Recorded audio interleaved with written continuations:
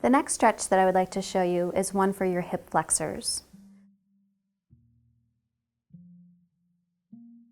So in order to do this stretch, you're going to start in a tall kneeling position. Then what you'll do is you'll bring your right foot forward. From this position, what you're going to do is you're going to want to tuck your bottom underneath you, bringing your tailbone forward. What that will do is allow for a good stretch in through the front part of your hip here. And we're going to continue to hold this stretch for 30 seconds, just like we did with our adductors.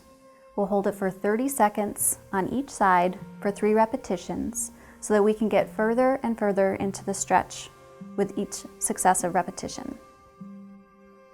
And then you can go ahead and relax from there.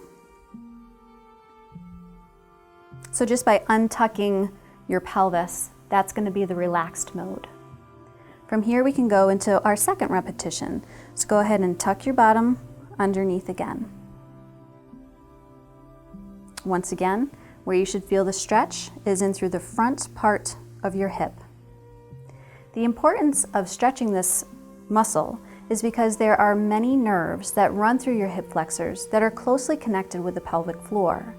So if any of those nerves are irritated by the tight muscle that the nerve runs through, then that can certainly impact pelvic floor muscle tension. You can go ahead and relax out of that position again. To get a little further into the stretch, if you feel like you don't feel one anymore, you can always bring this right foot a little further forward, and then tuck your bottom under from here. And then you can go into your third stretch for 30 seconds. The other really important piece of relaxing the hip flexors is if they are really tight, then that's going to bring you into an increased lordotic curve, meaning more of a sway back posture where you have a lot of curve in your low back. When you hold that position, it is very difficult for you to regulate the tension of your pelvic floor. So by doing these stretches, that will certainly help that as well. And you can go ahead and come out of that position. Next, we will go ahead and switch sides. Okay. And then you can go ahead and tuck your pelvis under. You want to make sure that when you're doing this stretch as well, that you're in a nice upright position. Posture is going to be very important as we're working on our stretches. We don't want to be sloppy with this. And we're really focusing on relaxation of the pelvic floor as we are doing this stretch as well. So as you're doing your breathing patterns, really focusing on belly expansion, pelvic floor relaxation with the inhalation. We'll practice that with our next second stretch. So go ahead and tuck your bottom underneath again. So as you're feeling that stretch and through the front part of your hip, go ahead and take a breath in, letting your belly expand, pelvic floor relax. And then exhaling, coming back to that start position. So focusing on your breath pattern throughout the stretch will allow you to ease into the stretch a little further. And then you can go ahead and relax from that. Once again, for your third repetition, you can always just bring your opposite foot a little further forward and then tucking your bottom underneath again in order to get a little bit more of a stretch in through that hip flexor musculature.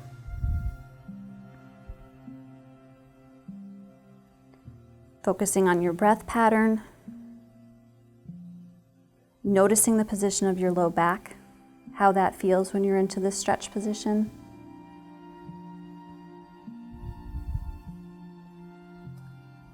And then you can go ahead and relax back out of that and come back to the tall kneel position.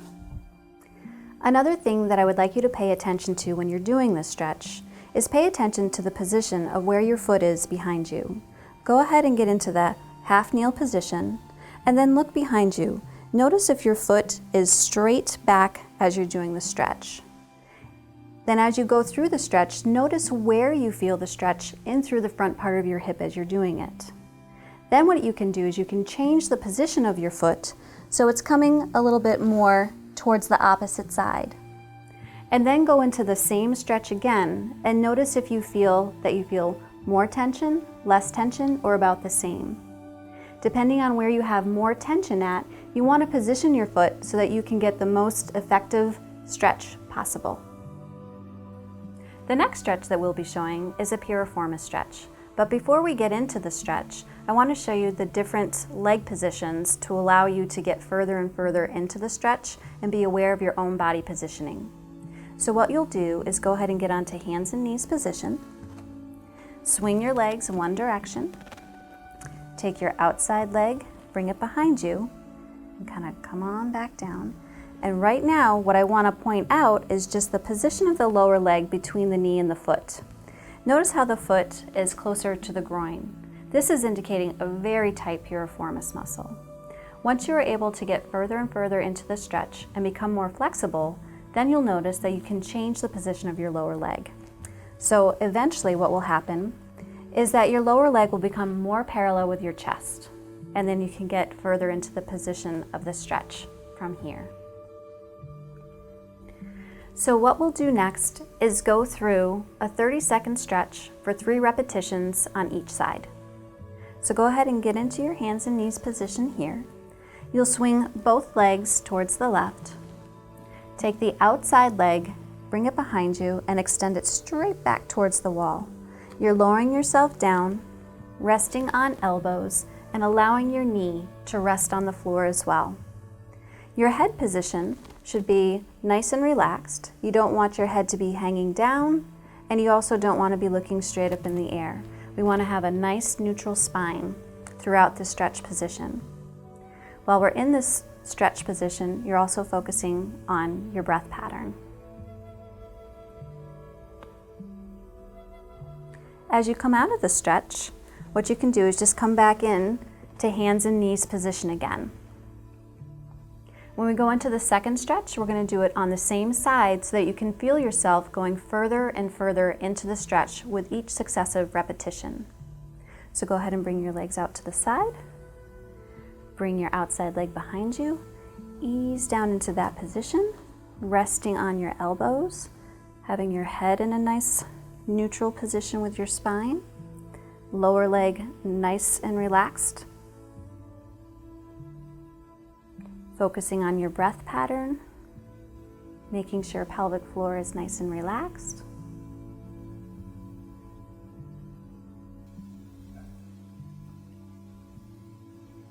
And then you can go ahead and come on back out of that position into hands and knees again. And then we'll go into our final stretch on this side. So go ahead and swing your legs over to the side. Take your outside leg, bring it behind you. And you should really notice a difference here with how far down you can get into the stretch position now. The importance of doing the piriformis stretch is because the sciatic nerve can run right through the piriformis muscle, sometimes creating sciatica.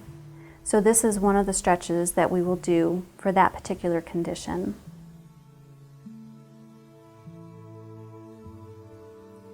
And then you can go ahead and come on out of this position. Next, what we'll do is the same exact stretch but for the opposite side. So go ahead and swing your legs towards me. Take your outside leg, bring it behind you, and going down into the stretch position. The piriformis muscle is also one of the neighbors of the pelvic floor. So as we go further into the pelvic floor musculature, the piriformis is very deep. So it is important that we stretch this muscle because if this muscle is holding tension, then that can keep tension in the pelvic floor as well. And we can go ahead and come out of that position, coming back up to hands and knees. Good. You can go right back into it. Swing your legs over to the side, bringing your legs down and behind you. The other thing that I'd like you to pay attention to is if one side was tighter than the other. Once again, we're trying to put together a framework for you and your own pain. So if you're starting to notice a pattern that your adductors, hip flexors, and now piriformis are all tight on the same side, that's telling us something. And we can focus further on that when we do some of the pelvic floor work later in the DVD section. You can come on out of that position.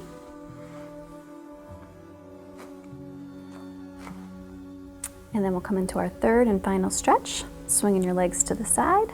Good. Going down into the stretch. Perfect.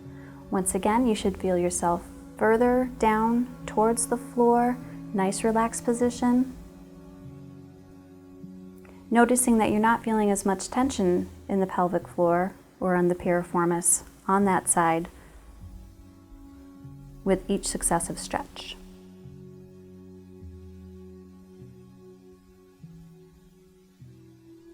Focusing on your breath pattern, relaxing belly and pelvic floor with inhalation, and come on out of that position. If you are unable to get into the hands and knees position, there's another way that you can stretch the piriformis as well. So if you sit in a chair and go ahead and bring one of your ankles up to the opposite side. If you don't feel much of a stretch from this position, then the further that you bring your ankle up towards your hip, the more of a stretch you may feel.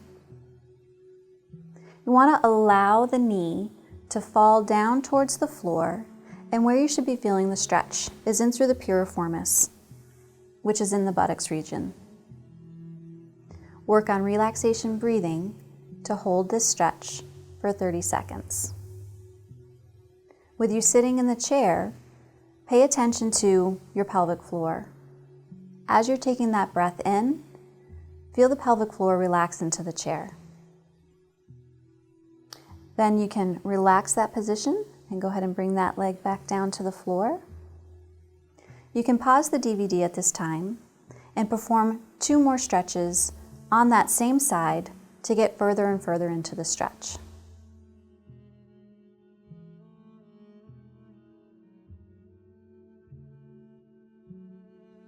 Next, we can go ahead and stretch the opposite side. So go ahead and bring your other ankle up towards your opposite knee and allowing the knee to fall down towards the floor, feeling a stretch in through the buttocks region. This is a perfect position to do while at work or while at school if the hands and knees position is inappropriate to do in those places. Continue to focus on the relaxation breathing as well as the relaxation that you feel in through your abdomen and pelvic floor as you're going through this stretch. You can go ahead and come out of the stretch position now. Go ahead and pause the DVD and repeat for 2 more repetitions on this same side.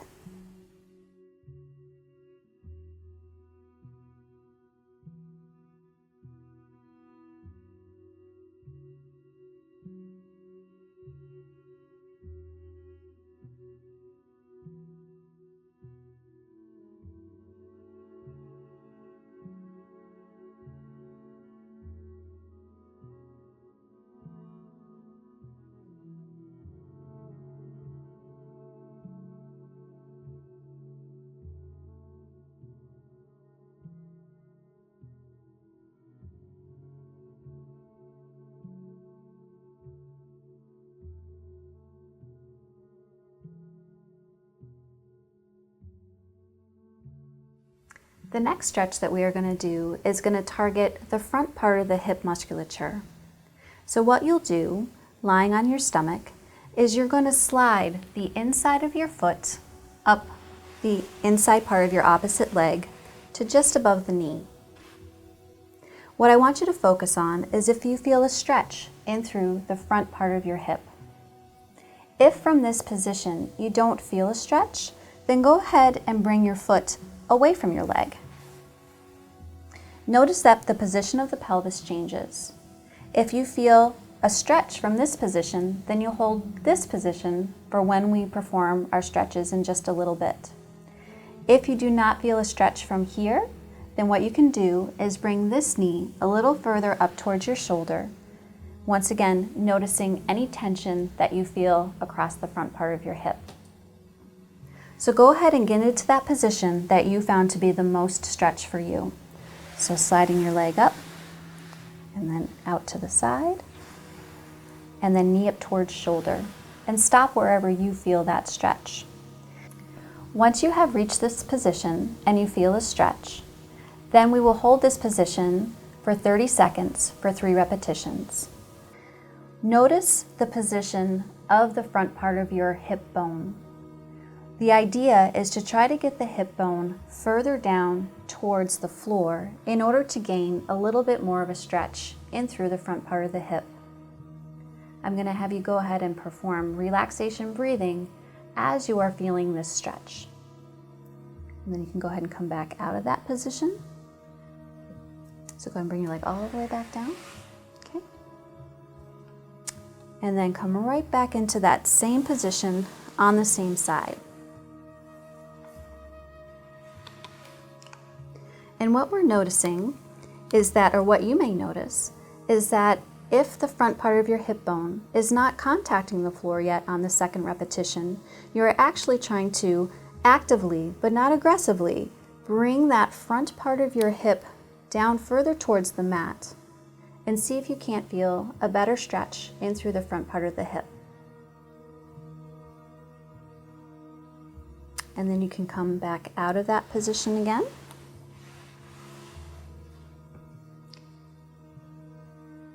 And then we'll come into the final stretch on this side.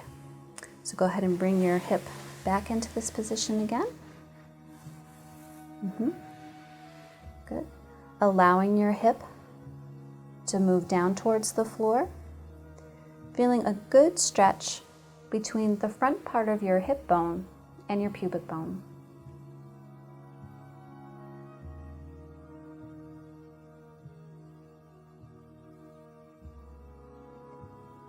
And then you can go ahead and come back out of that position now.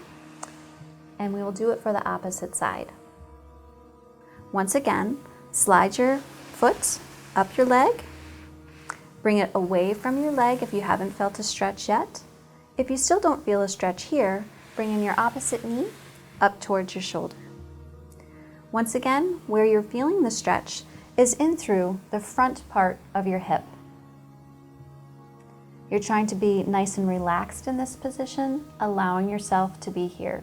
Don't fight the stretch and allow yourself to breathe and let that muscle tension go. Come on down out of that position. And then we'll go into repetition number 2. Bringing your leg up. Good. Once again, with the second repetition, you should feel yourself going further and further into the stretch. Where you're feeling the stretch is between the front part of your hip bone and your pubic bone. There are many structures in through this portion of your hip that can influence pelvic floor muscle tension. So the more that we can stretch any and all of the areas attached to the pelvis, related to the pelvis, that will help your pelvic pain. And come on down out of that position. And we'll come into it one last time. Bring your leg out to the side. Good. Good. And allowing your hip to fall down towards the mat. This is another great position for those that have a lot of myofascial tension deep within the pelvic floor that we just can't access with a dilator. You're going to just continue with your relaxation breathing, allowing for pelvic floor muscle relaxation, belly relaxation, and then you can come on out of that position. A progression of this can be changing your body position. So if you have found that you are no longer feeling the stretch, that your hips are flat on the mat when you're doing it, then what you can do is go into a modified cobra position while your leg is out to the side. So go ahead and bring your leg out to the side to where you've already stretched yourself out. And then coming up onto your elbows. As you can see, that will allow for more of a stretch in through the front part of the hip. If this bothers your back, then I'm going to have you avoid getting into this position, as there is another modification that we can do. If the modified cobra position was too uncomfortable for your back, there's another way that we can progress the stretch. You'd want to gather a pillow and lay it next to you. And then what you'll do is you'll bring your leg back into that same position, but you want to make sure that your upper leg and your lower leg are supported on the pillow. By raising the leg with the pillow, we're deepening the stretch in through the front part of the hip. You do want to make sure that the entire leg is supported on the pillow so as to give good support to the knee. As an alternative stretch position to get the anterior hip structures, we can do what's called the tree pose against the wall. So what you'll do is you'll face the wall and get as close to the wall as you can. And then what you'll do is you'll place the sole of your foot so that it's hugging your calf muscle. You never want to have any part of your foot touching the inside part of your knee, as that'll place too much stress on the knee. So once you already have your foot placement, you want to make sure that your knee is against the wall, but you don't want to be arching your back. When you arch your back, that puts way too much pressure on your back. So you always want to make sure that your hips are in line with the knee of the foot that's on the floor. From this position, you're going to have one hand at chest height coming towards the center part, and then your other hand a little further out on the wall. And then from this position, you're going to be rotating towards the left. So with the pressure of your right knee against the wall and rotating towards the left, you'll feel a stretch in through the right front part of your hips. If you would like to progress this exercise, or just as an alternative position from here, you could always bring this foot so that it's coming above your knee, once again never in contact with your knee, and then doing the stretch from that position as well. After you've done the stretch for 30 seconds, for 3 repetitions on the right side, we can switch and do it for the left side. So once again, you're going to place your left foot below your knee with the sole of your foot hugging your calf. You're going to bring your left knee so it's in contact with the wall without letting your back arch. Place your hands so that your left hand is in front of your chest, your right hand is further out towards the right side, and just rotating slightly towards the right to get the stretch in through the front part of your left hip. Hold that stretch for 30 seconds and repeat for 3 repetitions.